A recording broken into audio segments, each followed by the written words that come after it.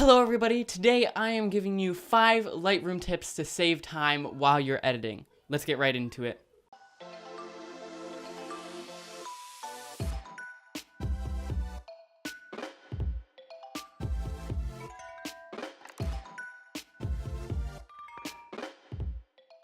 Hello, I'm Noah from Anything Cameras, the channel that focuses on helping you improve your filming and photography. And like I said, we're going to give you 5 Lightroom tips to save time in your editing workflow so you can edit faster, get photos to your clients faster, or whatever your scenario may be. So let's get right into it. I have this photo of Leaf up on the screen, and so I'm going to be using this just as a demonstration. However, our first tip is actually in the library panel, so I'm going to go there. And our first trick is survey mode. So you might have heard of this. It's a really helpful feature in Lightroom so that if you're trying to decide between different photos, say I was trying to decide between these sunset photos here, I can press N or jump down to the survey view here, and I can see all these photos, and I can click the X on ones I don't like this one with the rafter in the shot, and it will take that away, and I'm left with the rest of these. So eventually I just try to eliminate it down to however many I want, and each time you get rid of one, you get to see them bigger so you can see more detail, and it's a very helpful thing to help you decide between photos. That's always how I do it. It saves me a bunch of time instead of going back and forth in between photos, pixel peeping, because really you don't need to pixel peep. If the photo pleases your eye, then it's a good photo. Okay, let's go back to the develop module for trick number 2. I'm going to go back to that photo of a leaf. Okay, trick number 2, it's not really a trick, but learn the hotkeys. I always have one hand on the keyboard, one hand on the mouse, because I have just memorized all the hotkeys. Say if I want to zoom in on his eye, I just press space bar and I can drag there, or I can just click there, that's true. But I can also select a couple photos and hit N like we were talking about for survey mode. So hotkeys are super helpful.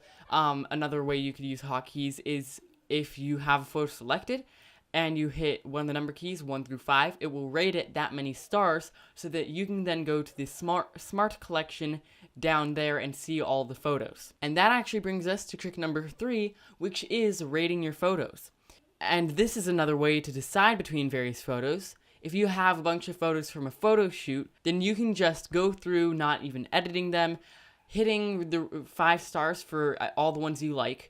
You can go over to the 5 stars smart collection, which you can see here, and then all of them are there. Maybe you need to go to Photoshop to cut something out, then you can rate the one that was in Photoshop 5 stars and set the other one to 4 stars, because 4 stars is a good place to put the photos that you like, but aren't the final version of the photo, if that makes sense. Because when you put a photo into Photoshop from Lightroom and then take it back, there are 2 versions of that photo. So rating your photos is super handy, and it will help you decide between photos and overall save time. Trick number 4 is presets. You can either download free presets or paid presets, or make your own presets, and then they'll be under this preset category. And you can see I have 2 presets that I've made, cool curve and another cool curve, and if I want to apply a curve, then I can just hover over them, see what it would be like, and then I can click on that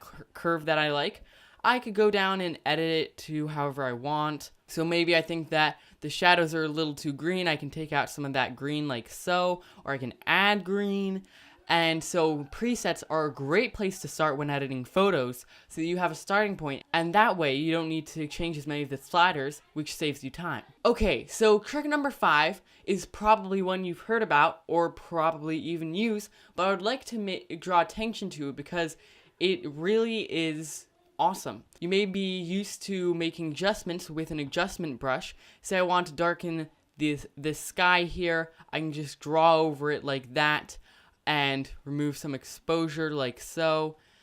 And yeah, that was easy, but it's not super exact. It's not going to blend as well, even if you have a bunch of feathering.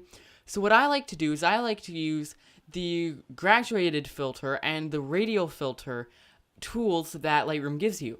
So if I want to darken that sky, I just need to draw a graduated filter down across that sky, remove some exposure,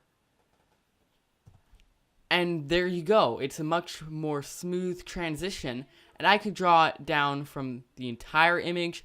I could turn it sideways if I draw a new one like so. So filters are a great way to save time instead of meticulously drawing over things with a brush. And sure, the brush has its place, but if you have something big like a sky in a landscape photo, then the filters will really save you a lot more time. And one bonus tip you might have seen me do is if you press the O key or come down to this checkbox that says Show Selected Mask Overlay, then that will produce a red haze where the photo is being affected.